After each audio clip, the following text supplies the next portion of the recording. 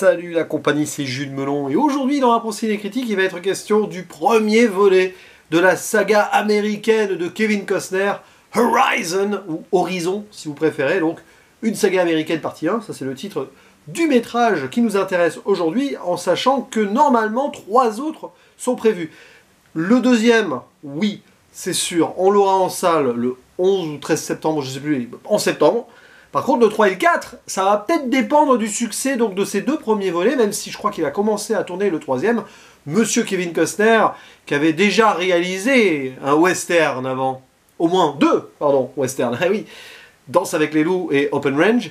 Et donc là, il se, on va dire, relance un petit peu avec une œuvre très ambitieuse qui va se dérouler aux États-Unis entre 1859 et guerre de sécession, plus si affinité. Là, on a 4-5 ans à peu près qui sont couverts sur ce premier volet dans lequel nous retrouvons Kevin Costner, tiens, dans le rôle principal, enfin, l'un des rôles principaux. On le voit qu'à partir d'une heure de film, mais il joue un cow-boy solitaire.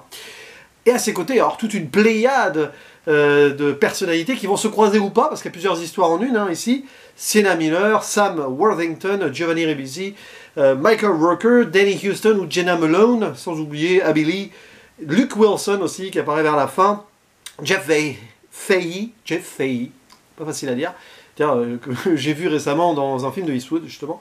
Enfin, je dis justement Eastwood, western, bon. Bref, beaucoup de gens, des jeunes aussi, je ne vais pas forcément citer leur nom, si ce n'est un, et vous allez comprendre pourquoi.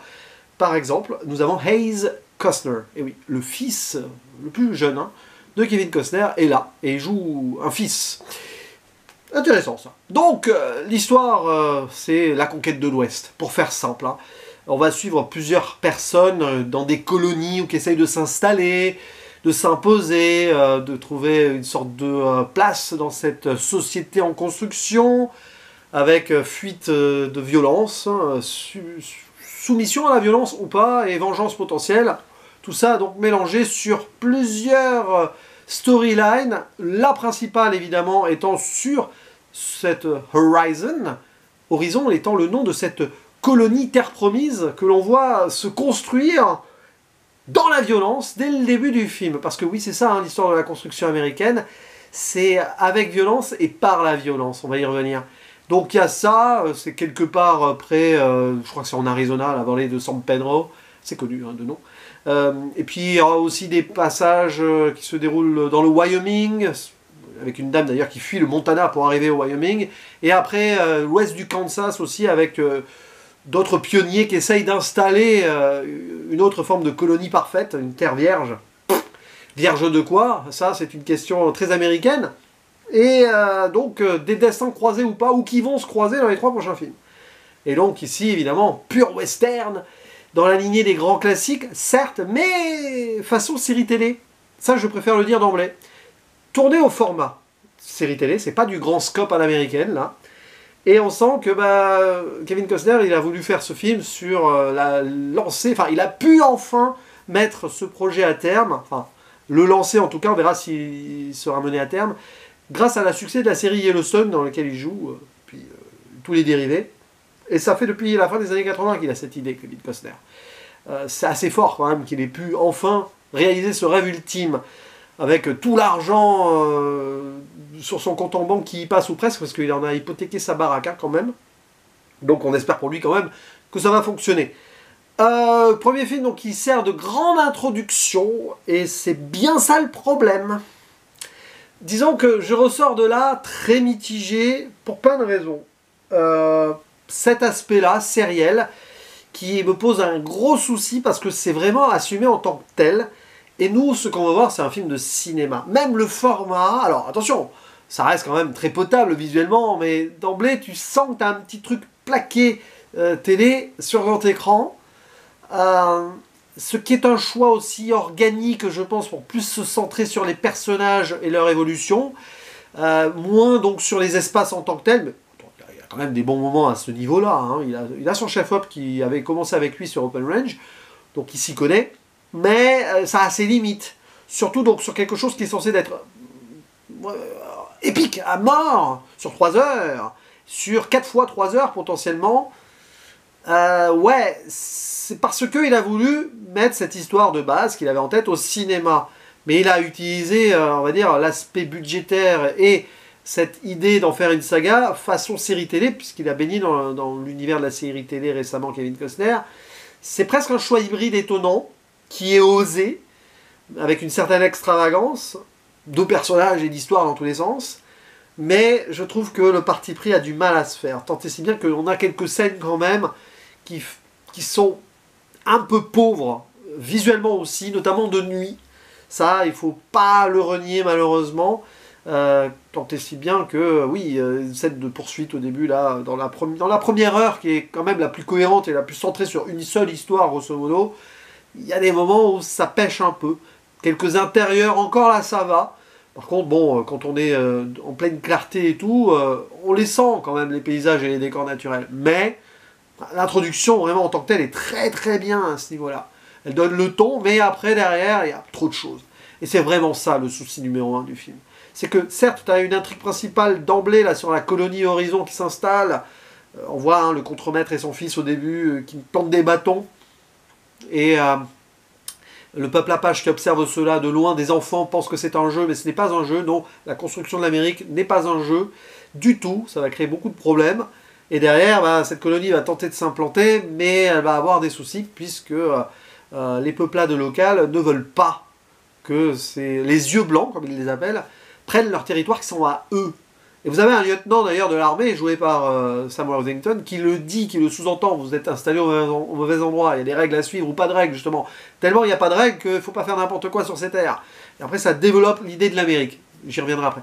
Donc ouais, il y a cette première intrigue qui est cool, vraiment bien, et développée, même s'il y a des choses qui pourraient être à redire, mais bon, il faut faire des choix, surtout que voilà. Et après, bah, il y a cette dame qui fuit au début du Montana avec un enfant, et on la revoit plus tard, une heure après, justement, avec l'arrivée du personnage de Kevin Costner, une de ses amies, une jeune prostituée, et donc la vengeance, tout ça.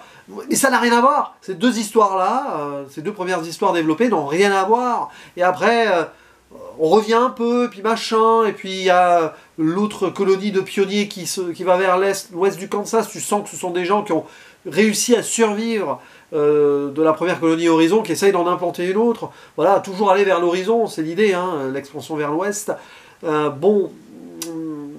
Avec des gens de divers horizons, et ça c'est très amusant quand on y pense, parce que c'est clairement ça. C'est la construction de l'Amérique très très diversifiée, y compris d'ailleurs dans le bien et dans le mal potentiellement. Et là-dessus, c'est vraiment dommage. C'est vraiment dommage parce qu'il n'y avait pas besoin d'en multiplier les histoires comme cela. Enfin, sur le résultat final de 12 heures, j'imagine que oui, mais dans le montage et la narration, ça ne va pas. C'est là où en série, tu aurais pu faire des épisodes, voilà, centrés sur l'histoire, puis une autre, machin, croiser un peu plus, une fois par semaine d'une heure et tout, voilà, et même que tu aurais pu encore plus développer, hein, 4 saisons avec 10 épisodes d'une heure, tu fais encore mieux que 12 heures là pour tant d'histoires à décupler, à croiser à un moment. Mais là, non, parce que du coup, tu as des raccourcis. Même si Kevin Costner essaye de nuancer les points de vue, c'est maladroit sur certains points. Ça commence par donc cette histoire de Horizon qui se fait, les gens qui se font tuer hein, de façon très froide par les Apaches. Alors, je crois que c'est les Apaches. Alors, il y a plusieurs Apaches. Hein. Les Apaches des terres des hautes terres, je crois. Enfin, mais d'emblée, avec la musique qui va avec, tu les montres comme des grands chasseurs féroces qui veulent juste protéger leur territoire et tout. Et c'est voilà. Après, il y a le contrepoint où on va les voir entre eux avec l'ancien, je sais pas si c'est oui, de la tribu locale en tout cas, qui conteste l'idée d'avoir attaqué, conteste le plus jeune, et il y a une scission, voilà, un exode hein, qui se fait. C'est un film aussi qui parle de ça, hein, de scission entre les générations, de choix, de dilemmes moraux, d'exode, de fuite de la violence pour peut-être recréer la violence ailleurs par la suite. Et donc cette histoire de l'Amérique qui bouge tout le temps et qui essaye, ici une Amérique quand même natale, avec le peuple Apache qui essaye de survivre, qui essaye d'espérer une cohabitation, ou d'autres qui se disent non, il n'y a que l'affrontement frontal, et on sait qu'il y aura eu raison au final. Mais c'est très très échevelé quand même. Et les moments où ça se pose, c'est très bien, tu te dis que c'est cool, mais tu sens qu'il y a presque des choses gratuites pour faire vraiment qu'il y ait tous les points de vue. Sauf que il le faut, mais ça ne va pas avec le rythme global entamé par le film et poursuivi par celui-ci. Tant et si bien que il y a des choses qui vont nous passionner et d'autres moins. Toute cette histoire au début, même s'il y a des choses à redire donc sur le massacre de la colonie par les Apaches, et après l'écho, père et fils, tout ça, parce qu'il y a beaucoup d'histoires de transmission et de père en fils, ou de génération ancienne et la jeune génération, ça c'est bien. Après l'histoire avec Kevin Costner qui fait son cow-boy à la Eastwood, hein, j'en parlais au début, c'est ça, hein, c'est clairement l'homme qui vient d'ailleurs, on ne sait pas, mystérieux, qui cache probablement un secret, c'est peut-être impitoyable, mais voilà, avec l'histoire avec la blonde et la femme qui a fui avec le bébé qui se fait ramener, en gros, pourchassé par deux frères. Il y a beaucoup d'histoires de famille, hein. C'est des histoires de famille américaines, ça. Deux frères, dont un qui est complètement taré, tout ça. Ouais, mais ça, on accroche moins. Il y a même une tentative d'humour très décalée avec le compagnon de la dame qui a pris l'enfant, qui est son enfant en fait, hein, mais bon, elle l'a eu de façon terrible, qui ne comprend rien. La façon dont il va finir ne justifie pas l'humour préalable quand même. Donc il y a plein de maladresses comme ça, puis d'un seul coup, là, voilà, ces pionniers qui vont à l'ouest du Kansas avec une famille, enfin un couple britannique qui a du mal à s'intégrer. Alors ça, c'est pour montrer que l'Amérique est multiple, que c'est difficile de garder une cohésion de communauté, y compris parmi ces pionniers-là, parce qu'il y a le leader là, avec les Britanniques, les autres là qui sont en mode voyeur et hors la loi. Il y a beaucoup de hors la loi, l'Amérique qui se construit avec des gangs aussi. Tout ça est mélangé. Les natifs, les machins, le cow-boy solitaire avec son lourd passé déjà, qui est là en Amérique depuis très longtemps, les nouveaux arrivants, des émigrés chinois aussi qu'on commence à rejeter au niveau du travail, avant tout ce qui va être Chinese Immigration Act, etc., des quotas et tout. On sent déjà l'Amérique qui se méfie des nouveaux arrivants, alors que certains sont là à peine depuis 30 ans. Toute cette histoire-là, ouais, on voit, c'est très intéressant sur le plan civilisationnel et historique, c'est assez documenté quand même, mais ça passe trop vite. Et du coup, on est dans des clichés. On est dans un western cliché sur certains points. La représentation des natifs quand même. À un moment, il y a des chasseurs de scalps qui veulent justement récupérer des cheveux. Alors, je sais plus, là, c'est d'autres Apaches, je crois. On ne sait pas trop. À un moment, d'ailleurs, et voilà, il y a une deuxième occurrence des natifs vers la fin. On ne sait plus trop. On les met là au milieu. Et on va les chasser de dos. Ouais, ça, c'est maladroit. Voilà. Il y a des choses qui sont maladroites comme cela. On ne sait plus qui est qui, comment, etc. C'est juste pour montrer la violence américaine, la cruauté de l'expansion de l'Ouest quand même. Donc la nuance est liée là. Kevin Costner, il questionne cela, mais en gros, il enrobe cela des valeurs à l'américaine, familiales, père en fils, transmission, d'être le grand sauveur, comme l'est le personnage de Kevin Costner lui-même, avec cette musique paf comme ça. Enfin voilà, c'est un film qui veut trop danser sur plein de choses. Alors pas avec les loups ici, mais plutôt avec les codes. Sans chercher à les remettre vraiment trop au goût du jour, si ce n'est dans la forme sérielle comme cela, là, qui est assez osée pour le western, c'est nouveau, ça, c'est le Marvel à la western, pourquoi pas, mais ça ne prend pas tout le temps en tout cas, il y a des bons moments dans le film, mais mis ensemble tout ça, il y a un moment où c'est trop lourd. Pourtant il y a des bonnes interprétations, ça, j'en dis pas grand chose à dire, Sienna Miller est bien, par exemple, Kevin Costner fait du Kevin Costner, j'aime bien les jeunes là, qui apparaissent dans le film. Et donc cette thématique qui me passionne le plus potentiellement, on voit que Kevin Costner il est à fond sur le plan familial et donc père-fils. Et dès le début il fait jouer son fils qui est le fils d'un père et qui veut être fier par rapport à son père et qui reste là pour sauver les femmes. Ah oui, alors il y a ça aussi quand même. La représentation féminine du film, bah, elle est telle qu'elle était au 19e siècle, j'ai envie de dire, mais il fait pas forcément plus d'efforts là-dessus. Même qu'il y a une romance à l'eau de rose à un moment qui se met en place, là, bref, il veut vraiment jouer sur le classicisme global et ramener beaucoup de gens qui aiment ces grands films d'époque, de western d'avant et tout. Il y a ça, et on peut pas le lui enlever, Costner, il le fait bien en soi, mais c'est pas la forme adaptée, je pense. Ou alors il aurait fallu limite la première histoire et tout, et la faire développer avec le jeune là qui survit, qui va même prévenir les militaires, l'armée, et qui plus tard va se ranger aux côtés des chasseurs de scalps par vengeance et tout, mais qui va avoir un arc intéressant. Ça, c'est passionnant. Il n'y avait pas besoin de rajouter tout le truc avec Kevin Costner et l'enfant et la femme qui fuit avec, et puis il fuit avec la blonde. Ça, c'est lourd. Ça va avoir une justification après, tout va se croiser sûrement à Horizon, hein. Tous les chemins mènent à Horizon, il y a plusieurs horizons en fait, qui essayent de s'installer. Mais ça a vraiment du mal à coller là pour l'instant. Alors ouais, il faudra voir l'œuvre finale au bout de 12 heures, mais en tant que tel film de 3 heures que j'ai vu en solo donc, en salle, ça me donne pas spécialement envie de voir la suite. J'essayerai le deuxième volet, peut-être pas en salle, hein, parce que c'est quand même à la rentrée, un film de 3 heures, je sais pas si j'aurai le temps, et je le verrai, je prendrai mon temps, au pire, hein, justement, plus tard, au pire, on verra pas le 3 et le 4 avant un petit moment, je pense. Pas avant l'année prochaine, c'est sûr.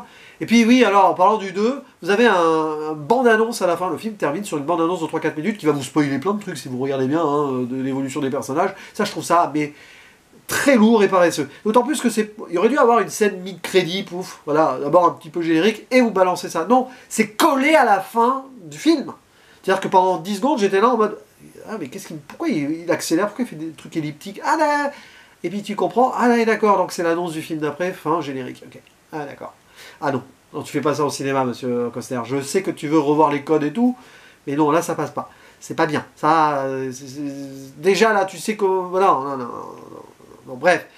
Bref, non, mais il y a des bonnes choses, il y a des bonnes choses.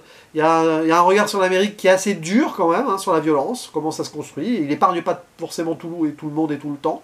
Il y a des scènes de tension très fortes, de violence, oui. Mais est-ce que ça va assez loin dans le questionnement? Non, il enrobe cela quand même pour un public américain au sens large. Donc il se restreint très vite. Peut-être que c'est son point de vue à lui aussi. Voilà, je ne sais pas. Mais en tout cas, bon, Horizon partie 1, voyez-le si vous voulez. Peut-être moi je suis trop chipoteur sur certaines choses. Mais à un moment, arrivé au bout, je me suis dit, ah, voilà, beaucoup de regrets en fait. Il y avait beaucoup mieux à faire. La limite en 3 heures, et pourtant c'est que la première partie d'un film de 12 heures en tout, donc 4 parties. Ça va trop vite, trop de trucs. Tu veux trop en raconter. C'est sûr que cette histoire-là de l'Amérique est très riche. En plus, il y a la guerre de sécession en filigrane, tout cela. Mais ouais, bah, il fallait en faire une série de 4 saisons avec 10 épisodes d'1 heure. Hein. Voilà, parce que même là, au final, arriver au bout et 12 heures et 4 films, ça serait peut-être même pas suffisant. Voilà. N'hésitez pas à dire en commentaire donc ce que vous en pensez, on en discute et je vous dis à la prochaine. Ciao.